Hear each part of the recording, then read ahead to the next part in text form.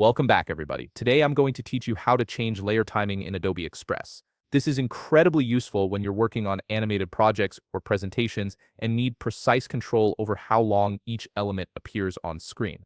Let's jump right in and get started. First, open your web browser and navigate to new.express.adobe.com.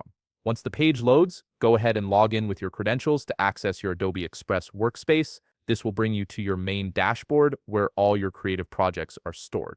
Now that you're logged in, look for the Recent Files section. This area displays all the projects you've been working on lately, making it easy to pick up right where you left off.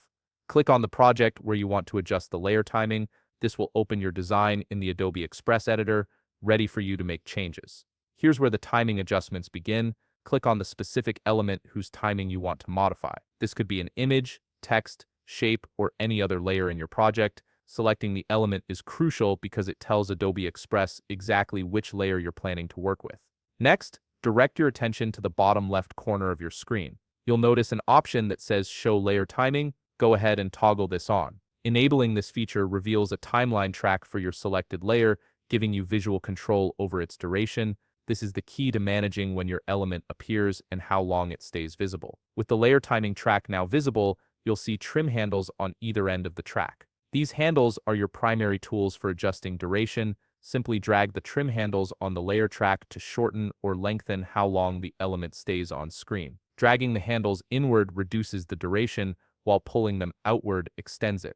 This gives you precise control down to fractions of a second. Once you've made your adjustments, it's important to preview your changes before finalizing them. Click the play button to test the layer timing. This lets you see exactly how your element behaves within the overall animation or presentation, ensuring everything flows smoothly and appears exactly when you want it to. And that's it. You've successfully adjusted layer timing in Adobe Express, giving you complete control over your animated elements. If you found this video helpful, please leave a like, subscribe, and see you in the next video.